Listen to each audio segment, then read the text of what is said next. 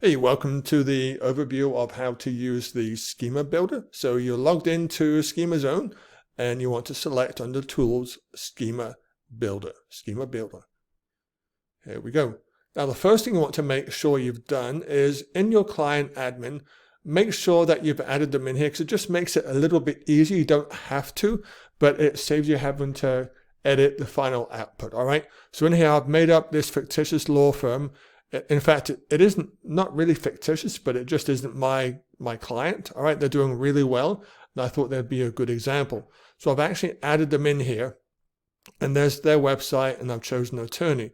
Why did I choose them? I just did a search for Dallas car accident lawyer, and they showed up towards the top. Again, not my client, just using it for demonstration purposes only. Educational purposes only. Okay, please understand that, not my client. Don't mess with them. So here we go. We've added them into the backend under client schema configuration. There's the basic information you need. If you did have access to the site and you wanted to push out schema, then you can do that. You would fill out these three pieces at the bottom. That's described in the setup part of the schema tool. So this is left blank because we don't have access to the website, but we do have access to everything else inside the schema builder. What I've done here is already filled this out just to save time.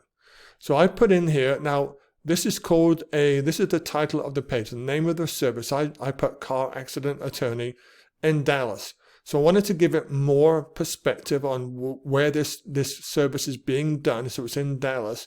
And in parentheses, I put Tate Law Office. Now, why this is important is in a few sections, I'll show you how I use this. Now let's just go through these one by one. What is the trademark brand name associated with the service?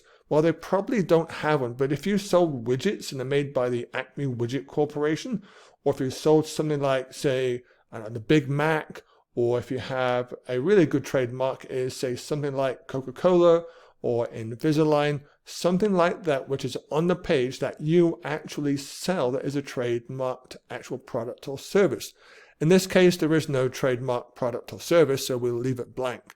This is the URL of this service page, so all I did is just copy directly from this. So Tate Law Offices, car accident lawyer, and put it into this section over here. And then over here, this is why I wanted to put Tate Law Office in here and car accident attorney in Dallas. This is because I'm actually generating AI content. If you don't put Tate Law Office in there or the law firm's name, then it will actually just make something up. So read through this. This is completely AI generated. Make sure it's correct.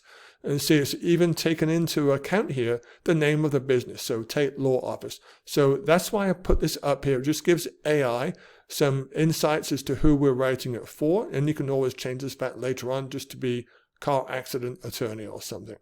So that's the description there. Very cool. This over here is going to be call to action, like book an appointment. In our case, it is call for a free consultation. This section over here is the high-level service type. For something like a lawyer, I would always do personal injury, maybe just personal injury versus personal injury law.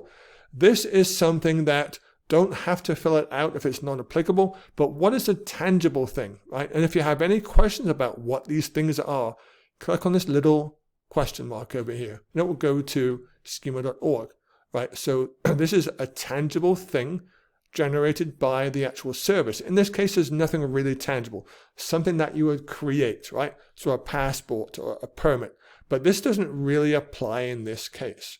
Let's go back over here. I'll leave that blank. Now, the next thing is an image. So let's just Control X this out. So this is an image URL on the site that represents the service, right? So I went to this page over here and I found this one over here. Maybe not the best one. It's just a bunch of cars driving on the road, but I just copied the image address and put this right in here.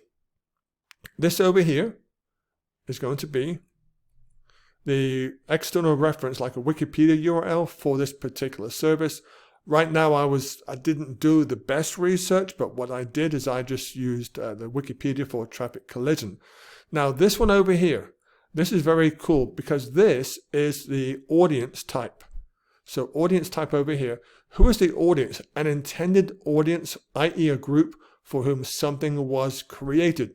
Now, if you are involved in a car accident and you're looking at the car accident attorney's service page for car accidents, you know that they've been involved in a car accident. So what I did here, and this is just in an input box, so I've put a whole bunch of text, individuals who have recently been involved in a car accident. Now, I cheated here a little bit because I wanted to build a demographic. I went to good old ChatGPT, and this is GPT-4, and I went in there. I tried a couple of times. It's a little bit finicky, but I wanted to ask who was the audience who would be coming to a lawyer's website looking for a car accident lawyer. It started to do stuff. I said, let's change it up. But eventually it gave me this. And it said, individuals who have recently been involved in a car accident or their close family members, blah, blah, blah. Now, this is really good because it has lots of entities in there. Road accidents, legal proceedings, legal advice, representation, etc., etc. So I just copied this word for word and put it in here as my audience. This one over here is the date the page was published.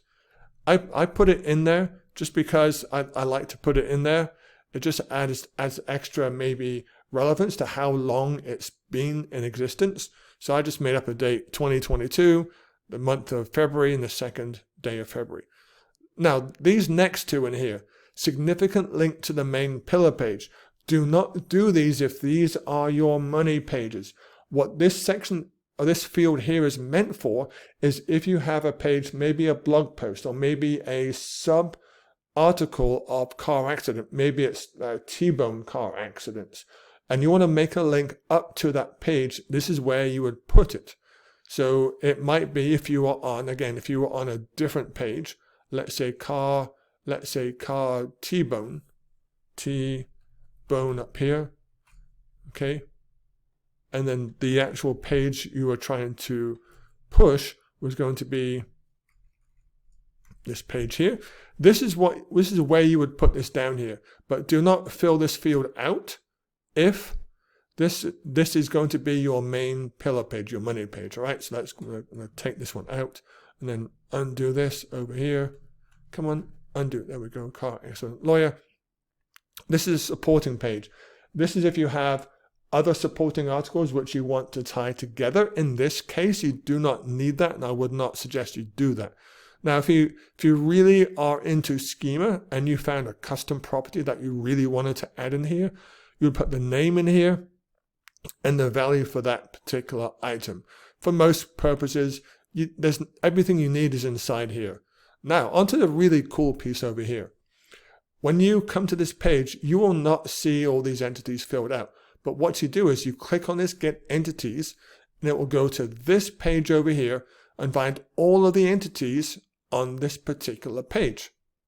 Now, primary, this is what you're going to choose, is what is this main topic of this page. It's all about, you want to choose one thing and one thing only. So we're going to say the primary entity on this page is about traffic collisions.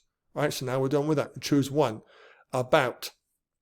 This is where I see people have different opinions. My opinion on this is you choose 2 or 3 maximum. What is this page about? If you were to ask someone, what is this page about? You would say, oh, it's about a car accident attorney or car accident service in Dallas. So you'd say, okay, traffic collision. And I want to find Dallas. I think Dallas is further down, but let's just say it's Dallas. Let's see, find Dallas. There we go. And we have Dallas down here. So it is about Dallas and traffic collision and perhaps lawyer. So the 3 things is that this is why I say the 3 things max is the service you're doing, who's doing it, and where are you doing it. That's all I do. I do 2, maybe 3. Now mentions. This is where you want to not get creative, but you want to think about this and take your time. What else is on this page that is mentioned that is also relevant to car accident lawyers? You can say, oh, obviously cars are insurance, damages. If you're not quite sure what this means, right? Damages you think might be, okay, I have a dent in my car, but if you click on this, it's actually damages, which is a remedy in the form of a monetary award. So let's use that one. So we're going to click on damages. Injury, maybe not so much. I would skip Texas. Lawsuit, DFW, accident, law, court, negligence, vehicle, evidence. And there's quite a few on this because this page is really well written. What you would do is go through all of these. I mean, there's probably 100 in here, like police officer, verdict, lien, stop sign, traffic light. These might be all relevant, so it's up to you to determine which of these entities are relevant for this particular page. Now, the next thing and last thing on this one is about FAQs, frequently asked questions. Well, in this page over here, they actually do have some FAQs, and they're down, here we go, down at the bottom. All you do is simply copy the title and you paste it into over here. When should you get a lawyer for a car accident? Okay, and then this I just copied again, word for word. Now, what's really important here is don't try to game Google and say, oh yeah, here's all my FAQs and make up the FAQs. If the FAQs are not on this page, and don't quote me on this, but think about this. Why would Google start to trust you if you put content in the FAQ section which is not actually on your page? So just copy it word for word and put it in there. Trust me on this one. Now, once you've done all this, you click on Generate Schema. And it takes a couple of seconds. It goes off and it gets all this wonderful schema. Let me just go through what this is all about. So I'm going to copy it and put it into a schema markup validator over here. Here we go. And then validate it. Here we go. So this is everything that you have that you can just literally copy and paste into your, however you put schema on the website. I use HFCM, Header Footer Code Manager. It tells you the type as a web page, a service page, and also a FAQ page because you have FAQs in there. Here's your ID. I tend to use the hashtag service at the end for a service page. And there's the additional type. There's this wonderful description. There's the is part of, so I always use hashtag website because this is a page on the website. There's the name. You actually want to change this back. So car accident attorney in Dallas, and then take this piece off. There we go.